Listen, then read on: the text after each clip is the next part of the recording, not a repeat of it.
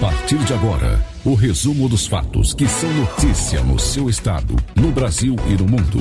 Jornal Central. Jornal Central. Compromisso com a imparcialidade. Uma produção do Departamento de Jornalismo da Central de Notícias. Apresentação: Tereza Cristina. Após ficar inconsciente pela ingestão de bebida alcoólica, mulher é violentada pelo próprio irmão e sobrinho no interior do Maranhão. Donos de indústrias são presos por furto de energia elétrica em municípios do estado. Presos 3 homens ligados ao tiroteio que aconteceu num bar no município de Axixá. E o corpo da maranhense morta após uma explosão de uma panela de pressão em São Paulo é sepultado no Maranhão. Governador Carlos Brandão anuncia o aumento a professores contratados. A gente vai falar também sobre a declaração do imposto de renda que começa esta semana. A gente te conta quem deve declarar. E o combate às fake news envolvendo as vacinas contra a dengue. Está no ar a edição do Jornal Central desta segunda-feira, 13 de março de 2023. Jornal Central. Compromisso com a imparcialidade. Tempo e temperatura. Nesse início de semana, a previsão do tempo indica bastante instabilidade e muita chuva em grande parte do Maranhão. O IMET, Instituto Nacional de Meteorologia, emitiu 2 alertas para o estado. O amarelo de perigo potencial no extremo norte e sul e laranja de perigo para a maior parte da região. Em São Luís, o sol intercala com muitas nuvens, tem previsão de pancadas de chuva a qualquer momento do dia e da noite e que pode ser de fraca a moderada intensidade. A temperatura máxima hoje na capital maranhense pode chegar aos 30 graus. Máxima de 30 também na região de Imperatriz, onde o tempo segue bastante nublado, com risco para aguaceiros e tempestades a qualquer momento.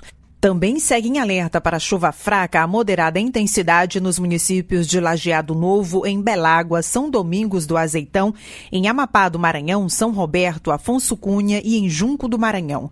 Tempo parcialmente nublado com previsão de chuva a qualquer hora desta segunda em Presidente Médici, Luiz Domingues, Graça Aranha, Porto Rico do Maranhão, em Tufilândia, Sambaíba e na região de Sucupira do Riachão. Temperatura máxima hoje de 29 graus em Açailândia, 30 em Caxias e 31 graus em Carolina. Plantão policial. No interior do Maranhão, uma mulher que estava inconsciente após a ingestão de bebida alcoólica foi abusada sexualmente pelo próprio irmão e sobrinho. A polícia trata o caso como estupro de vulnerável. E quem conta essa história pra gente é o nosso correspondente na região, repórter Cristiano Dias. A Polícia Civil investiga um crime de estupro de vulnerável ocorrido na comunidade Areias, em Santa Rita. Segundo informações do delegado Anderson Ribeiro, uma mulher de 40 anos, natural de Itapé, Curumirim, a mesma teria sido estuprada após ficar inconsciente por ingestão de bebida alcoólica. Os suspeitos são o próprio irmão dela, de 23 anos, e o sobrinho de 15 anos. Vamos ouvir a entrevista do delegado Anderson Ribeiro, que fala sobre o assunto. A partir do conhecimento, a equipe da Polícia Civil foi ao local e conseguiu deter os suspeitos. Então eram 2 suspeitos, um maior de idade, ou seja, maior de 18 anos, e um menor de idade de 15 anos. Tá? Então, eles foram conduzidos aqui à delegacia para prestar os esclarecimentos devidos, e nesse intervalo a gente conseguiu confirmar a prática do crime, né? E o crime ele deixou de ser estupro para ser um estupro de vulnerável, porque a parte final do artigo 217A do Código Penal fala que a pessoa que não pode oferecer resistência ao ato, tá, é classificado como um estupro de vulnerável, que é um crime com pena maior. Um era o próprio irmão e o outro sobrinho da vítima. A gente lavrou os autos de prisão em flagrante, de apreensão em flagrante, tá? Prisão para o maior, apreensão para o menor. Foi feita a oitiva das possíveis testemunhas do caso. A gente conseguiu recolher junto à vítima material genético, que se encontra armazenado para posterior confronto genético, tá? Com o material dos suspeitos. E foi feita a prisão, ou seja, todo o procedimento cabível. Central de Notícias de Itapecuru, região, Cristiano Dias. 3 dos envolvidos no ataque criminoso contra um bar no município de Axixá no dia 5 de março foram identificados como Leonardo Barros Gomes, Leandro Barros, que são irmãos, e um conhecido como apenas Matemático. Os 3 foram presos na última sexta e, de acordo com a polícia, são integrantes de uma facção criminosa que atuam na região. Durante esse tiroteio, os criminosos chegaram ao local em um carro preto, fortemente armados, e fizeram dezenas de disparos contra o estabelecimento. Uma pessoa morreu no local e outras 4 ficaram feridas. O alvo do grupo era um faccionado rival identificado como Dian Martins, que acabou morto no local. 6 pessoas estão diretamente envolvidas no crime. Na operação ocorrida na última sexta, os policiais apreenderam uma escopeta, uma submetralhadora, pistolas e um revólver que possivelmente foram usados no dia do crime. A seguir, donos de indústrias são presos por furto de energia elétrica em municípios do Maranhão. Os bastidores da política, a movimentação nos 3 poderes, as configurações políticas para as próximas eleições municipais, a economia, as notícias que poderão afetar o seu bolso e a sua vida. Informação em tempo real, participação de mais de 60 colaboradores de todas as partes do Brasil e do mundo. Jornal da Manhã, transmissão ao vivo às 7 da manhã em centenas de emissoras de rádio e no canal Central de Notícias Brasil. Aconteceu, você vai ver aqui. Voltamos a apresentar Jornal Central. Jornal Central. Plantão policial. A Polícia Civil do Maranhão realizou a Operação AT em Pindaré-Mirim, Itapecurumirim, Santa Rita e Rosário contra o furto de energia elétrica mediante fraude em unidades consumidoras de alta tensão em indústrias do ramo de cerâmicas. Ao todo foram cumpridos 8 mandados de busca e apreensão e 5 proprietários dessas empresas acabaram presos em flagrante após os peritos constatarem a manipulação no sistema de medição de energia através da ligação jumper. Segundo a polícia, por meio desse tipo de artimanha, 100% da energia consumida pelas indústrias eram desviadas. Os primeiros sinais de fraude foram detectados pela Equatorial ao perceberem a variação no consumo de energia das indústrias, através da telemedição remota, principalmente nos fins de semana, quando praticamente não há fiscalização. Era nesse momento que os criminosos burlavam o sistema após o desligamento da medição remota. Segundo a Equatorial, os prejuízos com as fraudes para o furto de energia chegam a 8 milhões de reais.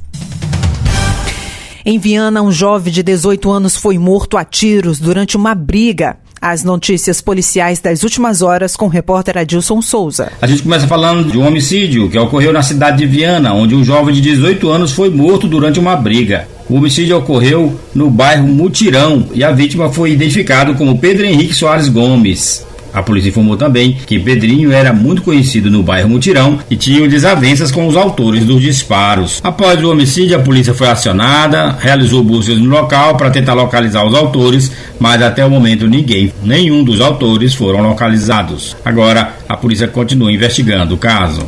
Uma dupla sequestra uma mulher na cidade de Caxias. Os sequestradores de 19 anos estavam armados com um revólver calibre 38 e uma pistola .40. Segundo as informações, a polícia conseguiu liberar a mulher que foi sequestrada e estava sendo feita refém na cidade de Teresina, no estado do Piauí. Ela foi localizada após a prisão de 2 homens acusados de envolvimento no sequestro. Os criminosos estavam pedindo dinheiro para soltar a vítima. Equipes do Esquadrão Águia da Força Tática foram acionadas e iniciaram as buscas e localizaram os 2 criminosos. Os 2 foram identificados como Luiz Gustavo Lima Alves e Francisco de Souza Silva, o Nanã. Os policiais apreenderam com eles um revólver calibre 38, munições e uma pistola .40, 2 carregadores com munições. Em seguida, a mulher foi liberada e os 2 sequestradores são presos. Agora, a polícia investiga o caso para prender outros envolvidos no sequestro. Um traficante morreu em confronto com a polícia na Baixada Maranhense. O traficante, identificado como Geilson Vieira, conhecido como Xixibata, morreu após troca de tiros com a polícia na zona rural de São João Batista. De acordo com as informações, Geilson era traficante bastante conhecido na região e que tinha uma vasta ficha criminal, principalmente com ameaças direcionadas a órgãos de segurança. A operação de prender o traficante foi na região dos municípios de Olinda Nova do Maranhão e São João Batista. Uma mulher que estava com eles foi atingida e morreu. E o suspeito Xixibata, que estava escondido no povoado Macena, também foi atingido durante a operação policial. Em seguida foi levado ao hospital, mas não resistiu e morreu. Um homem foi atingido com um tiro na boca na cidade de Imperatriz. O homem, que não teve a identidade revelada, foi baleado na boca por 2 criminosos. Eles estavam roubando uma motocicleta. A polícia informou que os assaltantes teriam roubado o veículo alguns minutos antes e logo em seguida cometeram uma tentativa de homicídio contra um homem.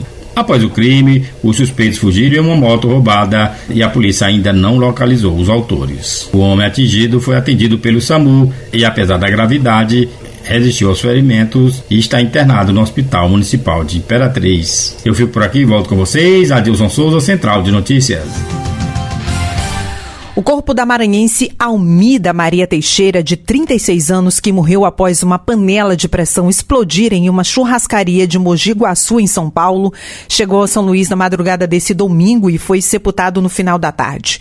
O caso aconteceu na última quinta. Na capital maranhense, Almida morou por muito tempo na comunidade Baracanã, na zona rural.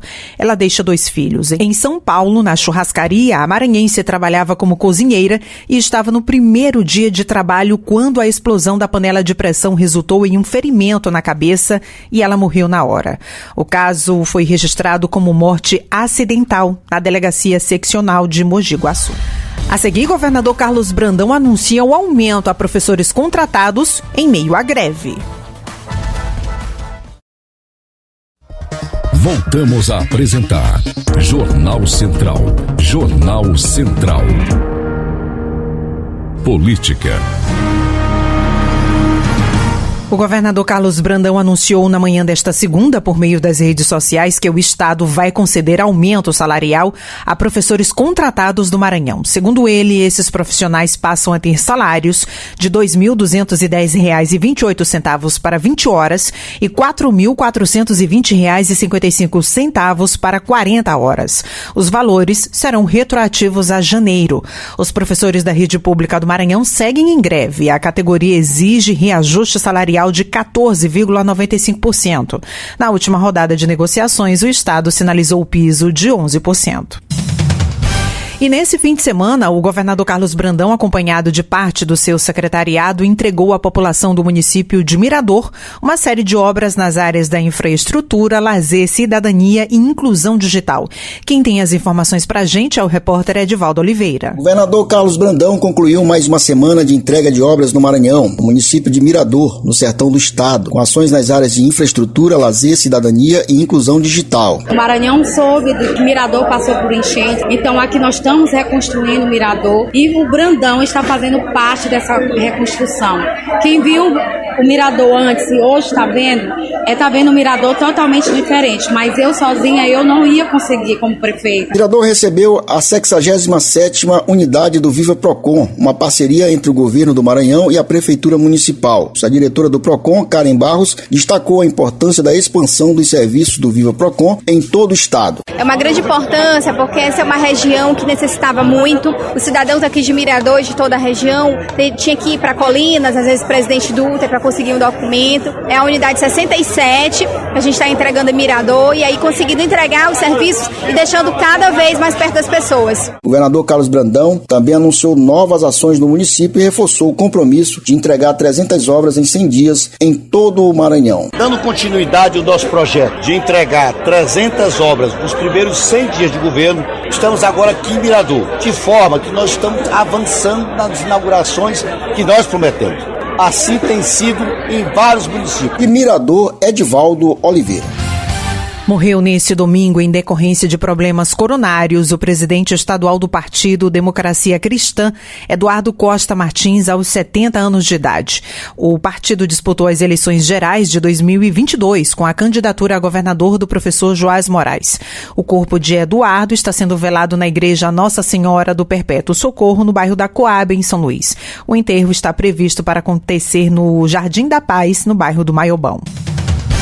O ministro da Fazenda, Fernando Haddad, anunciou na última sexta 26,9 bilhões de reais para compensar perdas de arrecadação dos estados com a redução da alíquota do ICMS incidente sobre combustíveis e outros itens.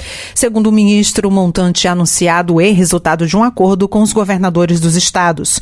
De Brasília, nosso correspondente Paulo Otaran tem mais informações. A decisão do governo ao compensar em 26 bilhões e 900 milhões a perda de receita dos estados por conta da redução do ICMS foi definida pelo ministro da Fazenda Fernando Haddad como uma forma de acomodar as projeções e metas anunciadas desde janeiro e evitar surpresas futuras. O imposto é a principal fonte de receita dos estados e desde a aprovação das leis que limitaram a alíquota do ICMS sobre combustíveis, energia elétrica e serviços de telecomunicações, os estados buscam um meio de compensar a perda de receita. Para o governador do Piauí, Rafael Fonteles, apesar do entendimento e do aceite, não era aquilo que os estados queriam e deveriam receber, mas ele reconhece que foi difícil chegar a um número final satisfatório.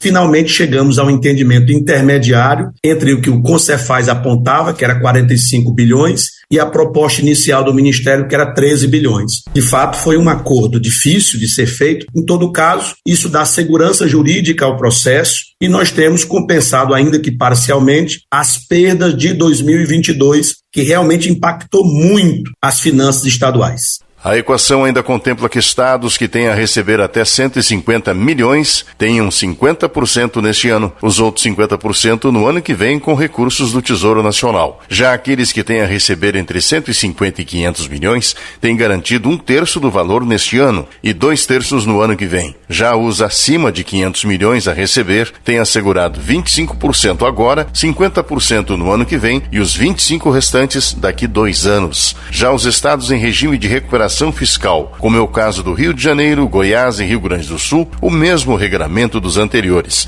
mas o adicional de 900 milhões de reais será compensado na dívida em 2026. Repórter Paulo Otaran.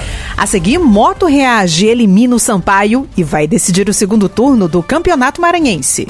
O governo do estado está prorrogando a campanha de negociação para você ficar em dia com a Caema, com isenção total para dívidas de até R$2.000, com contas iguais ou inferiores a R$130 e descontos de até 70% para dívidas acima de R$2.000. Prazo prorrogado até 31 de março. Ligue 0800 7010 195 ou pelo Telegram 98 991 13 0195 ou acesse Caema Mobile e nas unidades de atendimento. Governo do Maranhão. Voltamos a apresentar Jornal Central. Jornal Central. Esporte. Moto reage, elimina o Sampaio Correia e vai decidir o segundo turno do Campeonato Maranhense. O rubro-negro usou a superação para derrotar um velho rival e fazer a festa da torcida no estádio Castelão, em São Luís.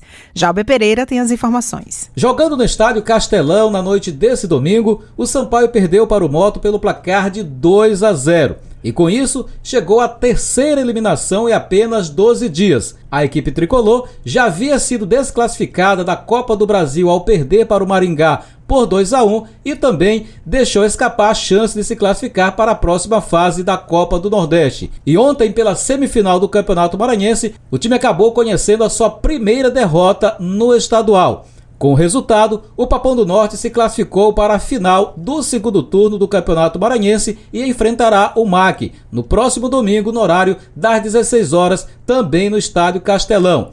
Se o MAC vencer, será campeão estadual de 2023. Já se a vitória for para o lado do Papão do Norte, aí teremos mais uma partida entre o campeão do primeiro turno, que é o Maranhão, e o campeão do segundo turno, que nesse caso será o Motoclube, claro, se surpreender a equipe atleticana no próximo domingo. Central de Notícias Brasil, de São Luís, com informações do esporte, Jalber Pereira. Política. Do esporte para a política, porque Jalber também tem informações sobre a abertura do primeiro Congresso Estadual do Municipalismo Maranhense que está acontecendo no Multicenter Sebrae em São Luís. O evento está reunindo políticos de todo o Maranhão e do Brasil para um debate de demandas essenciais aos municípios. Teve início na manhã desta segunda-feira no Multicenter Negócios e Empreendimentos em São Luís, o primeiro Congresso Estadual do Municipalismo Maranhense. O evento é organizado pela Federação dos Municípios do Maranhão, FAMEM, e trata de assuntos importantes ao municipalismo, pacto federativo e também administração pública. A abertura do mesmo contou com a presença do governador do Maranhão, Carlos Brandão, que na oportunidade destacou a importância do fortalecimento da unidade partidária no Estado. Então hoje nós vamos assinar vários convênios, parcerias, mas somos parceiros do município, no sentido da gente melhorar a vida das pessoas. Esses convênios, todos eles têm um sentido, melhorar a cidade das pessoas. Autoridades como o ministro da Justiça e Segurança Pública, Flávio Dino, o ministro das Comunicações, Juscelino Filho, e o secretário executivo do Ministério das Cidades, Hildon Rocha, além de deputados estaduais, federais, prefeitos e também vereadores.